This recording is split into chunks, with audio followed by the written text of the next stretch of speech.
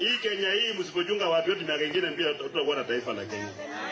Wajumbe wote wa Kenya wote wanaogopa rais kweli kweli. Hakuna mwenye anaweza kuambia rais Ruto kitu. Wote sio wamepewa nini? Wanapewa pesa kujenga masoko, kazi ya gavana. Wanapewa pesa kujenga barabara, kazi ya gavana. Wanapewa pesa kwenda kujenga mahospitali, kazi ya gavana. Sasa kazi yao ni kusema tu yes sir, plan fagi. Mpaka siku gani? Rais amekubali watu wapewe vitambulisho bila kufanywa vetting. Alitangazia kule Northeastern. Mimi nimefanya kazi huko. Watu wengi ambao wanatafuta vitambulisho Northeastern ni wa Somali, kutoka Somalia. Na wao wanakuja hata vetting committee wanaipatia pesa, alafu wanapewa vitambulisho. Sasa hiyo committee imetolewa na hakuna alternative.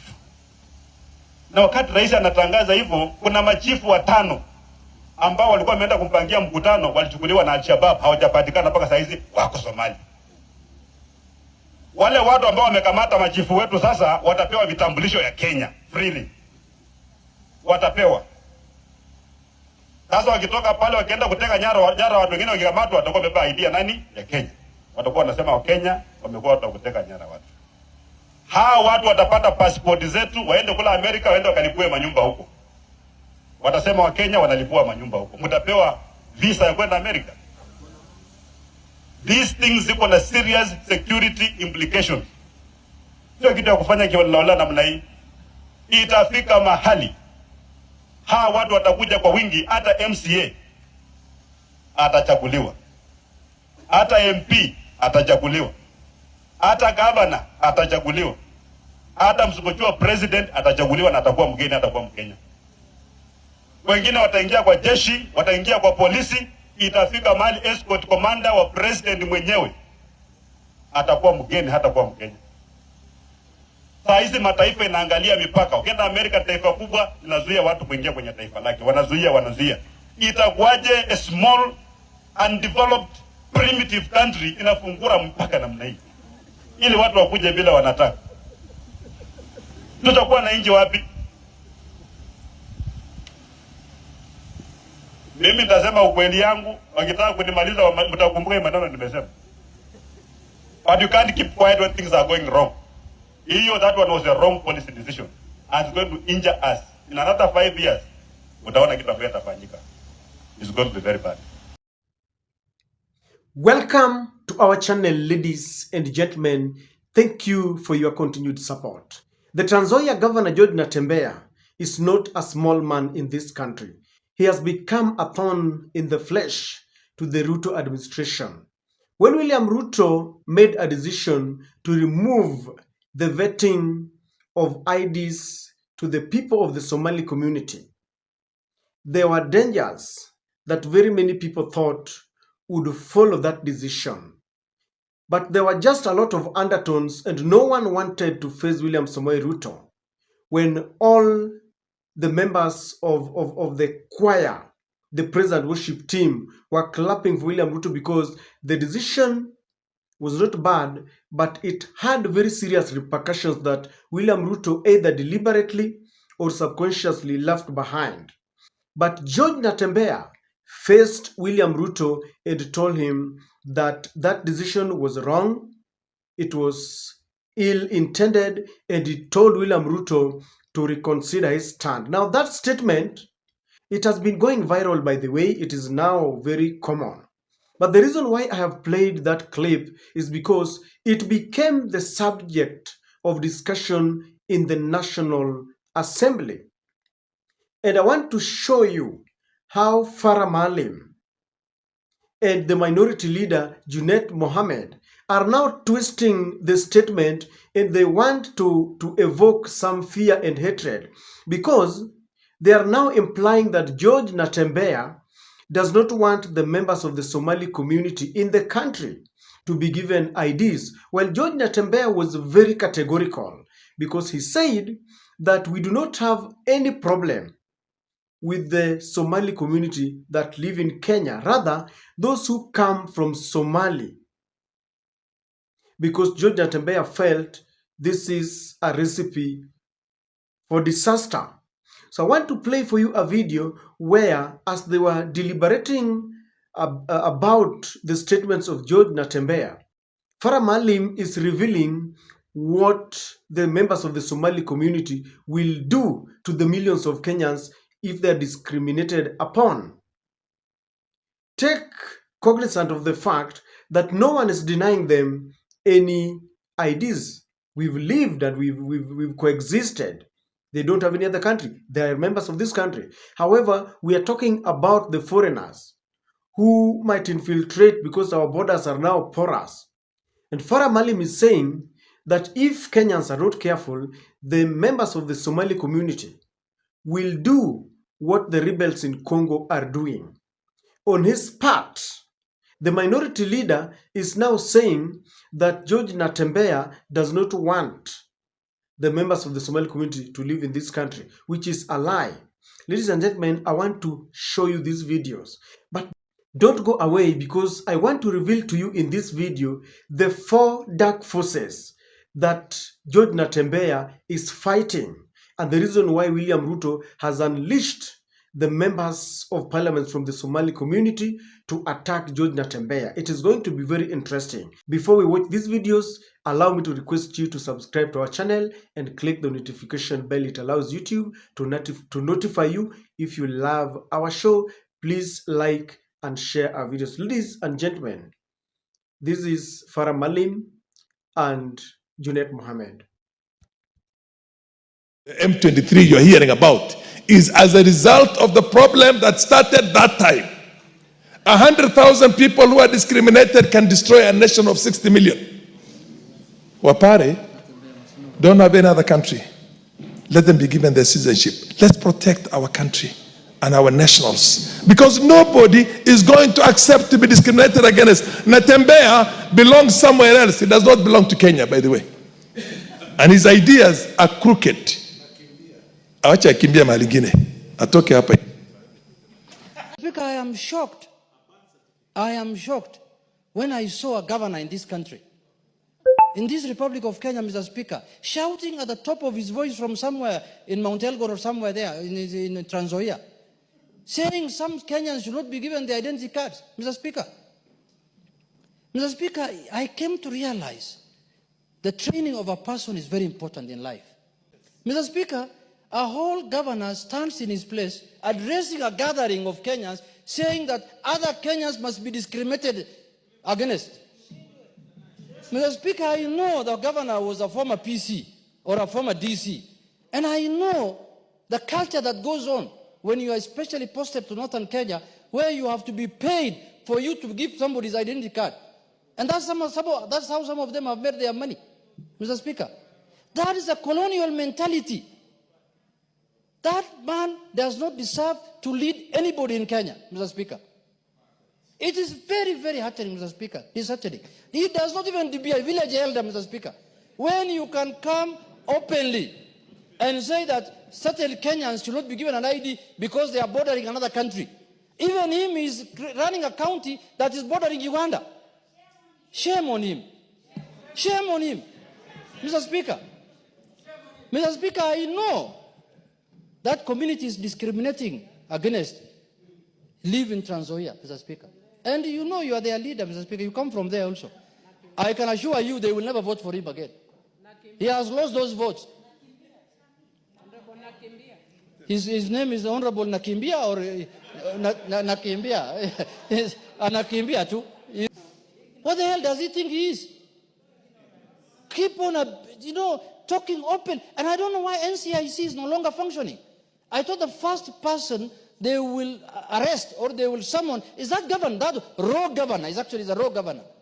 Nilisikia complaint moja na leo nataka niwaulize. Ati Natembea anasema ati mimi nisitembee Malava. Inawezekana? Natembea no muziru na mwe no mushiru ta. Ati ale kabisa. Sasa wewe unaweza kupinga maendeleo ya watu namna gani? Si mimi nitembee Malava? Nitembee Malava? Nebashere mnamuzungura atie kabisa. Mnamuhuma. Atie kabisa. Akawulira. Tell me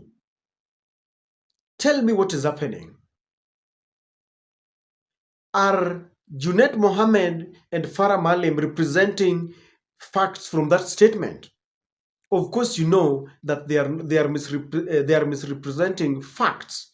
Whatever they are alluding to is not what George Natembea meant. And that is not the only forum that George Natembea spoke in. George Natembea has been invited to very many radio stations, and he has clarified he does not have a problem with the members of the Somali community in this country. If anything, all of us in this country have got our origins. Like the Luos, where I come from, we originated somewhere in Congo as we walked from River Nile. All of us came from somewhere, and we must repeat that we do not have a problem with any member of the Somali community. However, when some decisions touch on our security, then we have to be very, very cautious about it. Ladies and gentlemen, allow me to reveal to you the four dark forces that George Natembea is talking about. And number one, ladies and gentlemen, is William Samoei Ruto. George Natembea has exposed William Ruto to the international community, because when he talks about a time will come when these people, the foreigners that are given IDs, will go and commit certain serious crimes to maybe the US and UK, and then they will be holding, Kenyan national passports, and it will be said these are Kenyans. Watatuaribia, because all this international community will be looking at us and they will be saying Kenyans have become terrorists. So he has really exposed William Ruto at the international front. Remember, just the other day, Rigathi Gachagua also revealed or exposed William Ruto when he said that William Ruto invited Hemedi, the rebel government in North Sudan. And so they are really painting an image of William Ruto as a terrorist, if you ask me. And this is exactly what George Natembea is doing. He's trying to portray William Ruto as a person who is deliberately and negligently creating a den of terrorists. Because if you look at the statement, that is what he's saying. Number two, he's telling us that members of parliament are afraid of William Ruto. They have become a team to rubber stamp and ratify what William Ruto wants without any question. And as such, he's really exposing William Ruto as a man who has compromised our nation, because parliament is supposed to be independent, but parliament has been captured by the executive. And by extension, he's also exposing parliament as a team of a group of people who just want to please the executive rather than working for the good of Kenyans.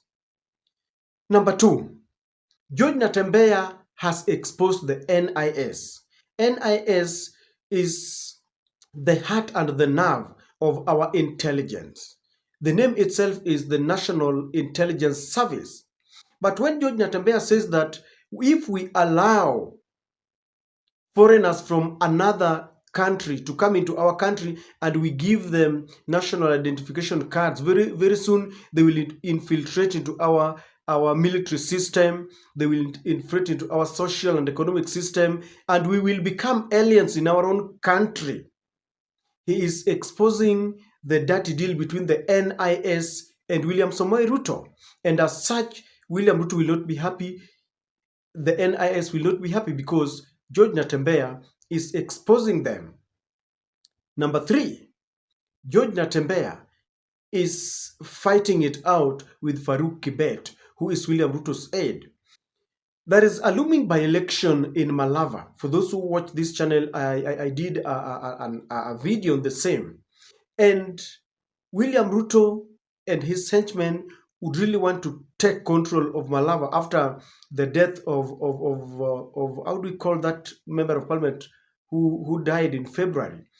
Malava constituency does not have a member of parliament today. Now, Farouk Kibet is revealing that George Natembea does not want him to go to Malava. I don't know why. Maybe there is some kind of supremacy battle. But he has revealed it that Natembea does not want him to go there, maybe because he is poking his nose into the lawyer politics. And I also saw the the secretary to the Kenya Union of Nurses, that is Seth Panyako, who is also the former deputy chair of the UDA, warning Farouk Kibet that is poking his nose, pecking his nose into the businesses of another constituency. And as such, George Natembea has Farouk Kibet, one of the members of the deep state, to contend with. No wonder they are really launching these attacks against George Natembea. The last one, ladies and gentlemen, George Natembea is also fighting another dark force, Papa Waroma. George Natembea has constantly said that from time immemorial they've had leaders, but people like Moses Wetangula and Musalia Mudavadi have been there before. They have got big titles. The Speaker of the National Assembly, who according to the Constitution is the third in command, in the event that the President and the Deputy President are not there, then he takes over, he takes charge. Mudavadi Musalia is the Chief Minister. In the pecking order, when the President and the Deputy are not there, he will be representing them. But George Natembea is saying that there's nothing to show for it. While George Natembea is saying that we don't need to worship these leaders, we need to see them working. He's always given an example of Luhya being a very large community, but they're not speaking with one voice. And so at certain moments, some of the civil servants or people who are working in public offices from the Luhya land have not risen beyond certain levels, because it reaches a point where you need a godfather. Unafaa usukumwe kidogo. But he's saying that if you look at, for example, in the military, apart from Omenda, who is now, I don't know, in the military ranks, is part of the second in command after the CDF. There has never been one, despite the fact that the lawyer community is very large. He's saying that instead of leaders looking at such serious issues and matters, they're looking after their stomachs. And as such, he has created an enmity between himself and Mudavadi, but more so Moses Wetangula, because they are fighting for the Bungoma or Buhusu votes. Lawyers are really divided. Tukuna Maragoli from Kakamega, tukuna the Buhusu, Marachi, sijui Tachoni, Tiriki. There are very many sub-tribes, and as such, they are, tunaita kwa Kiswahili ni lahaja ama ni nini, sub-tribes. They never spoke in one voice, and that makes it very difficult for them even to vote in one basket. And this has really jeopardized even their ability to ascend to the highest rank in the Kenyan politics. And ladies and gentlemen, this is what George Natembea has been talking about. And he's saying that when leaders are disintegrated and they are thinking of their stomachs, kuna njaa, kuna ubinafsi, and that's why he has created a tawi movement. Anasema njaa tawi, ufisadi tawi. So ladies and gentlemen, Farah Maalim is telling us that just like the in Congo have rebelled, they will soon rebel against millions of Kenyans if they are discriminated upon. I don't know how else to interpret the statements from Farah Maalim. And I don't want this video to create any animosity. I've got even members of the Somali community who support this channel. But what we are saying is that there is no need of attacking George Natembea. We really need to interrogate and understand his statements. His warning of a time bomb that will soon explode.